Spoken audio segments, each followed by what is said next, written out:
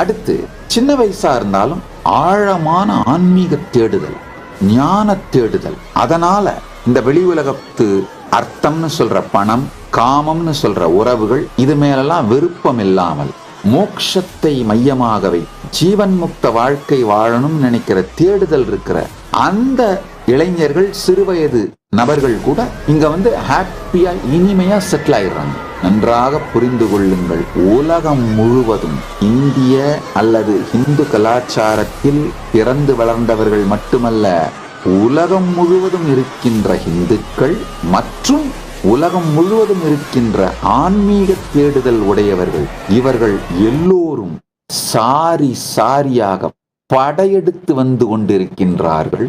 உண்மையில இன்டர்வியூ பண்ணி ஃபில்டர் பண்ணி அவங்கள வெல் இன்ஃபார்ம்டு டெசிஷன் எடுக்க வச்சு அவங்களுக்கு தேவையான இன்ஃப்ராஸ்ட்ரக்சர்ஸை இங்க உருவாக்கி அவங்கள எங்களுடைய பாகமா மாத்திக்கிறதுக்கு எங்களுக்குத்தான் டைம் எடுக்குதே தவிர எங்களை நோக்கி படையெடுக்கும் மக்களின் எண்ணிக்கை நினைத்து கூட பார்க்க இயலாத அளவிற்கு இருக்கின்றது.